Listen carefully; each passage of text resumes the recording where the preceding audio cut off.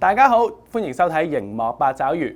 溫哥華華裔小姐競選咧，每年都係一個非常之多人關注嘅盛事啦。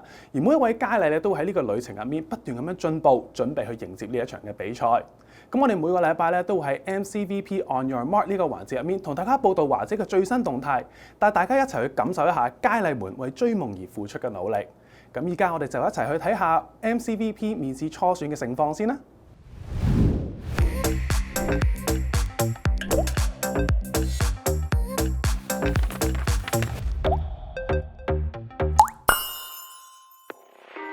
早前2024年度溫哥華華裔小姐競選嘅初選面試順利舉行，為今年嘅華姐競選拉開咗序幕。當日一眾佳麗都以最佳狀態迎戰，展示咗佢哋嘅才藝、自信同埋智慧。初選評審團由新時代電視高級執行監製吳志剛、著名主持人何活權以及2020年溫哥華華裔小姐季軍吳曉玲 Vicky 擔任。佢哋細心評估每位佳麗嘅表現，由表達能力、自信程度到臨場應變，一一仔細考慮。當中有佳麗選擇唱歌、跳舞，亦都有話劇表演、吉他彈唱、呼拉圈等等多元化嘅才藝表演，令評審們印象深刻。面試當日嘅氣氛既緊張又充滿活力，一眾佳麗都全力以赴，爭取喺競選中脫穎而出。隨住面試嘅順利完成，大家對即將到嚟嘅比賽更加期待。今屆嘅競爭真係非常之激烈。即將播映嘅劇集《發言人》由馬國明、林夏薇、張永康同黃家樂領銜主演。馬國明飾演嘅金師爺因為一次冤獄而踏上法律行政之路，憑住佢八面玲瓏嘅手腕，建立咗自己嘅金漆招牌。佢聯同幾位律師組成法律界最強 CP， 一齊面對各種挑戰同冤案。想知道金師爺最終可唔可以逆轉官司，為正義伸張，就要記得留意9月13號起喺新時代電視一台播出嘅《發言人》啦。新節目在絕版前放浪一次，由藝人練美娟娟姐同梁彥宗 Chris 聯手主持。不如趁地球仲喺度，去睇下啲就快消失嘅事物啦。無論係逐漸融化嘅冰川、即將沉沒嘅小島、瀕臨絕種嘅動物，定係日漸沒落嘅文化，依家唔睇，遲啲可能真係冇得睇㗎啦。記得留意9月16號起，逢星期1至5喺新時代電視2台播出嘅《在絕版前放浪一次》啦。其實無論係環境氣候嘅變遷，定抑或係追求自己嘅突破，都係需要無比嘅勇氣同埋毅力。咁依家我哋就了解下香港泳手梁晉希點樣以堅毅嘅精神完成橫渡愛爾蘭北海峽呢個壯舉，成為首個完成呢個挑戰嘅香港人啦。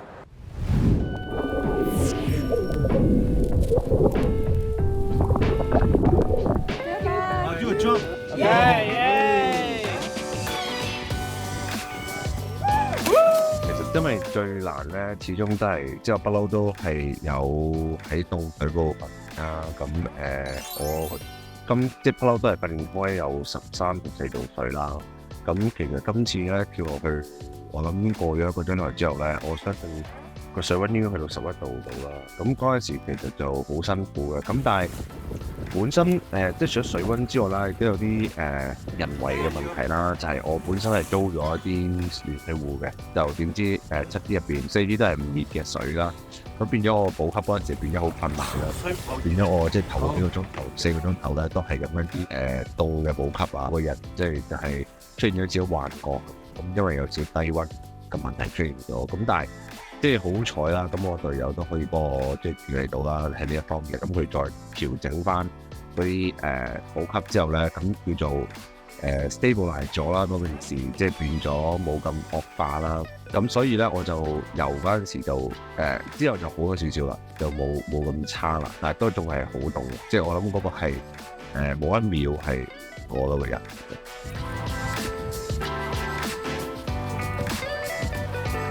即係我成日都好相信啦，咁其實我哋係可以控制到自己個 mind 嘅，即係有陣時我控制唔到周邊嘅環境啦，但係其實嗰個你個腦點樣諗咧，都可以盡量去控制到啦。咁所以我就將個 focus 擺翻喺一啲叫正面啲嘢啦，包括就可能我每30分鐘補給噶嘛，咁所以咧我好辛苦嗰陣時，主要 focus 翻係30分鐘，而唔係我仲有成8個鐘啊、10個鐘頭啊，點樣去捱咧咁樣。咁第二樣嘢就係即係諗翻即係叫做好似而家奧運好多運動員都講啦，即係佢要好享受個比賽啦。咁我都盡量覺得呢一樣嘢係一個一對人一次嘅體驗啦。咁我就即係盡量去 enjoy 呢個 process， 雖然真係好辛苦啦。咁但係我覺得呢個 challenge 即係一個挑戰嘅時間，一個 difficult 嘅時間，其實都係唔會永遠都係喺度嘅，即係一定會過去。咁所以我覺得喺呢一方面咧，即係幫我哋去前進咯，就係。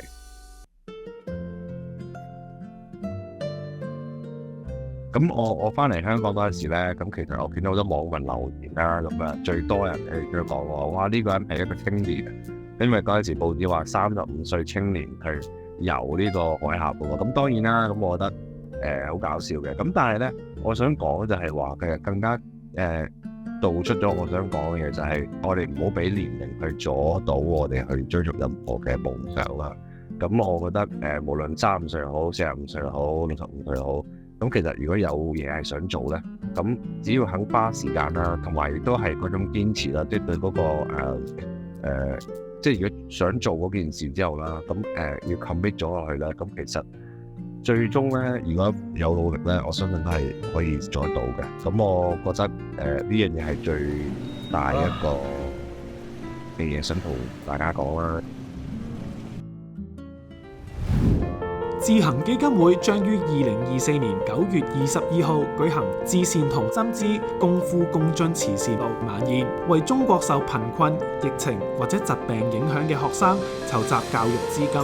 當晚除咗有盧永亨迷你演唱會，仲有何護權豪豪擔任特別表演嘉賓。晚宴將喺列治文嘅 River Rock Show Theatre 度舉行。如果你想支持呢一個咁有意義嘅活動，就立即聯繫智行基金會買飛啦。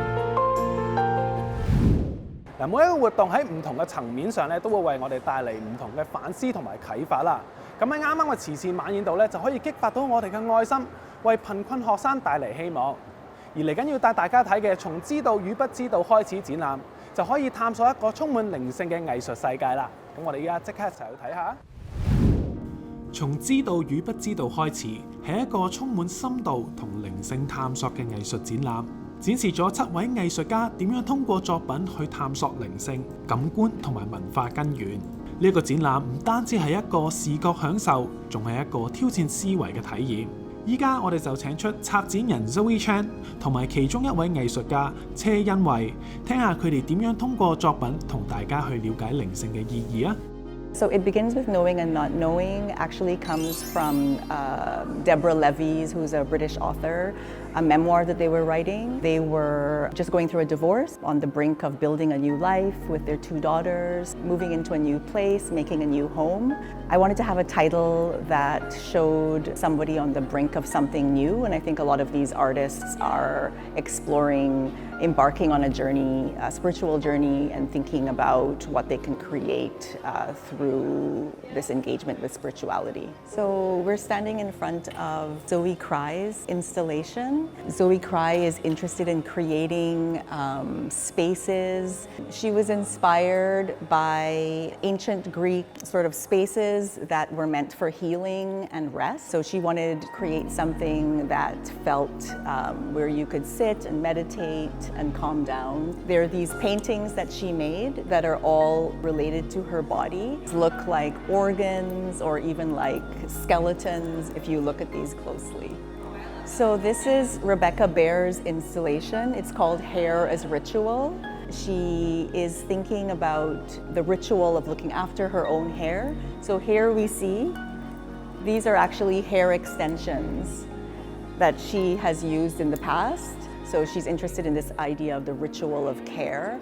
She also, cyanotype is really important for her because she loves the sun. And so it was very important to have it in this gallery because it was lovely light coming in through the windows. Pressing into cracks and blooms. I made that work. I was having difficult time personally. There was a lot of major life changes, and I wanted to use the simple process of pinching these parts to make space for the overwhelming emotions that I was feeling. and I did not fire them, so they're all porous and they absorb the moisture that's in them. So they can't hold moisture forever and they will collapse. So I took photos of different moments in the process of erosion and the medicine spilling out. This work that we are standing in right now, this work is called To Hold Myself. There's this writer, Zoe Sophia. She wrote that containers are not just about what we put our things into and thereby identify with. It's also about what of ourselves we can and cannot contain. I made these clay vessels on parts of my body, and I'm kneading and mending them as they take shape as the vessel. So sometimes this is a very caring and tender process, but sometimes it also feels really difficult, like I'm trying to slap them into place and they're cracking as they're forming. So I think seeing these two works in the show next to each other, one work is about collapse. Are there possibilities for growth, or is it considered failure? And then the other work is about patient process of trying to rebuild or heal or to make space so that you can exist in the current moment. So I think it's interesting for the visitor to walk through the space and see the connections between all of the artists and the artwork. It makes them think about what are their rituals, how do they find hope and optimism in a time of war, of inequality, of environmental crisis. 今次展覽展示咗藝術家對靈性同存在嘅獨特見解，希望大家親身嚟體驗下呢一班藝術家點樣用作品傳達靈性嘅力量。哇！呢個展覽真係好有深度啊，將藝術同埋靈性緊密結合。睇完之後咧，真係有好多嘢要好好諗下。嗱，如果你都想攞啲唔同嘅靈感咧，就快啲去親身感受一下啦。嗱 ，Rachel， 唔知你等陣又有啲咩精彩嘅內容帶俾大家咧？精彩內容梗係有啦！等陣間我哋會帶大家去到中年好聲音 Power of Life 見面會現場，睇下有幾熱鬧，仲會去全新嘅加拿大獨木舟博物館打下卡。廣告翻嚟繼續熒幕八爪魚。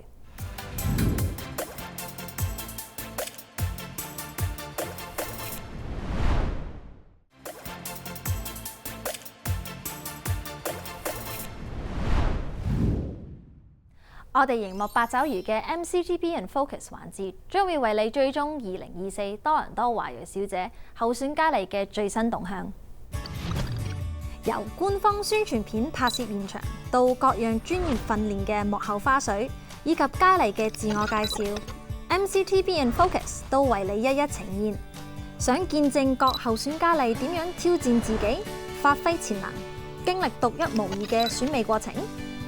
咁就要留意我哋熒幕八爪魚啦！其實我哋當然個個禮拜都有精彩內容啦。跟住落嚟就帶大家同4位中年好聲音嘅人氣選手見面啦！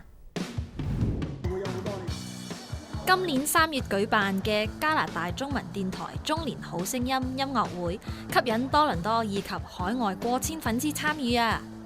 為咗答謝加拿大觀眾朋友嘅鼎力支持，中年好聲音升級人馬再次到訪多倫多，同粉絲見面。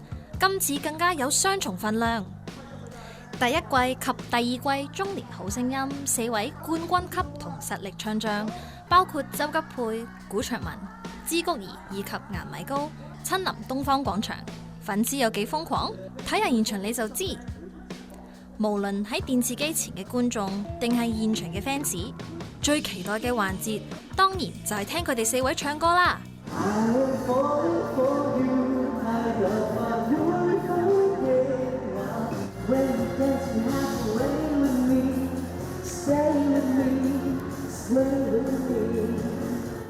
佢哋都冇令大家失望，輪番上陣為我哋大唱經典金曲。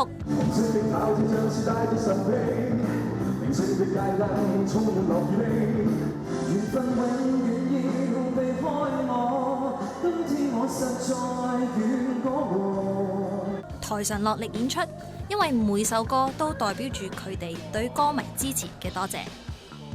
機會難得啊！除咗唱歌，佢哋仲同現場嘅歌迷近距離互動兼大玩遊戲。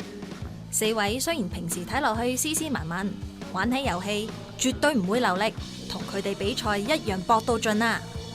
活動仲有大抽獎環節，4位實力唱將更加喺現場為 fans 親筆簽名，為難忘嘅一日留低最美好嘅回憶。做藝人、做演員、做主持人，唔同身份點樣 balance？ 點樣做得最好？有位朋友就特登由香港遠道而嚟，同大家講下佢嘅心得。咁多大家好，熒幕八爪魚嘅觀眾大家好，我係黃庭鋒 Telford。今日好高興請到有靚仔、日文又叻嘅黃庭鋒 Telford 嚟做訪問。Hello Telford。咁多大家好。咁你今次嚟多倫多係做嘢啊，定嚟玩啊？今次其實就係主要咧係探我家姐嘅，因為咧我家姐嚟咗加拿大，我諗大概年幾2年啦。咁啊佢有3個小朋友咧，不嬲都我好錫佢哋。咁啊一路咧佢哋都喺度問咧，即係舅父幾時過嚟啊？咁我一路都同佢講話得嚟啊嚟啊，但係一路即係可能拍緊劇啊或者做節目嘅時候咧，你冇時間啊，中間抽唔到過嚟。但係我發覺我唔可以 break 呢個 promise，因為小朋友會記一世啊嘛呢個 promise。咁所以我就應承咗佢哋，我就我做完奧運之後就過嚟啦。咁我就真係可以受到呢個承諾過嚟。第一次其實加拿大係我第一次嚟嘅。今次奧運網民啲 feedback 都好好啦，咁你都做過綜藝節目嘅主持，咁你會唔會諗住喺呢個方面發展？其實綜藝節目我入行都已經開始做嘅，呢一樣嘢係唔陌生嘅。譬如可能一開始2016年啦，我係做奧運啦，咁就中間譬如可能做咗好多 Dolce Vita 啊、明珠生活啊、香港原味道啊，自己即係比較多少參與嘅一個節目。每一次我覺得做主持其實好開心嘅，譬如即係做翻自己。到演戲嘅時候又係唔同嘅，你係去咗另外一個世界，演緊一個唔同嘅 character。咁你又做過主持啦，又拍過劇，咁你有冇啲咩難忘嘅經歷咧？主持我諗我最難忘應該係我去呢個冬季奧運嗰陣時仲係 Covid 啦，咁所有嘢都係喺個閉環式嘅。咁另外就係有一個小插曲，就係我嗰陣時因為好凍啊。可能上山嘅時候係講緊負20度，因為我要等運動員去做訪問啦。咁其中一個我係等谷愛凌，等咗我諗差唔多2個鐘度。嗰2個鐘裏面我係頂唔順，我係暈咗嘅。好搞笑，因為嗰時係 Covid 期間啦，以為我發燒嚟點咧，好敏感啊嗰陣時。咁原來發覺我係純粹係高山啊、低溫啊，咁就突然間頂唔順嗰下就暈咗，係啦。呢一個一定係我自己暫時主持嚟講係最辛苦，但係又覺得好開心，因為完咗之後又係一個幾好嘅 feedback 咯。咁另外 drama 我覺得係我第一次做主角嘅，做 OPM 啦嗰陣時就係，但係你第一次拍嘅時候，你發覺每一場都有自己嘅戲份，每一個 emotion 啊，每一種情緒你要記得好深刻。咁如果講最大 feedback，我諗暫時應該係把關者們我做 fireman 消防員一次，咁因為好多人都覺得好感動啦，因為我死咗。咁但係咧，我發覺咧前期嘅啲 drama 好多時候都係逃唔過死亡嘅，因為我好多時候咧都係要死嘅。咁啊，但係我發覺，咦，而家好似慢慢有改善喎，即係 hold 住喎，即係去到最後都有我。咁而家你嚟緊有咩新嘅 project 可以同大家介紹下？以我所知，應該可能嚟緊都係會入劇組嘅。咁但係而家暫時真係享受緊啱啱完咗奧運呢個小 break。奧運之前都自己都拍咗2套劇啦，一套就係《巨塔之後》，咁就同 Jessica 宣傳比較多少戲份。咁再之前就拍一個就係叫做麻雀樂團，啱啱完咗奧運，而家就俾自己 refresh 下，咁就再翻到香港就再投入工作。咁希望你今次嚟加拿大呢個旅程咧，就幫你叉足電，咁你可以翻到香港就繼續拍多啲劇，做多啲主持，希望你揾到你想做嘅角色。咁下次加拿大再見。好啊，我哋再見啦。好，拜拜。拜拜。多倫多地區係全球最大型嘅泰米爾移民聚居地，唔少泰米爾人上個世紀80年代因為斯里蘭卡內戰而移民加拿大。第一代移民喺呢度落地生根，創造屬於自己嘅社區，更加落力宣傳佢哋嘅文化。為期2日嘅泰米爾風情節最近喺萬錦市開鑼，作為全球最大型嘅泰米爾文化慶典，節日包括一連串嘅表演、美食以及特色攤檔，為大家全方位展示泰米爾文化。This event is to promote Tamil culture, arts, trade, traditions, and the delicious cuisine that we have. We look forward to having this again and again for the next 50 years because Tamil population in Canada is always growing, very enterprising, and contributing a lot to our community and the Canadian fabric. 除咗有傳統嘅泰米爾音樂以及舞蹈，更加有深受泰米爾社區年輕人歡迎嘅流行音樂㗎。另外一部分就係市集區啦，呢度有齊各種充滿泰米爾風情嘅特色商品以及美食，俾你由唔同角度了解呢種古老嘅文化。There are over 100 stores are here. A lot of the food stores are, they offer many varieties of delicious food. Kottu roti is one of our Sri Lankan delicacy. They should always try that. And there's a lot of other goods available as well, saris and clothings and jewelry. Which is always, very engaged with the community. And also there is a lot of non-profit organizations also have put up booths here.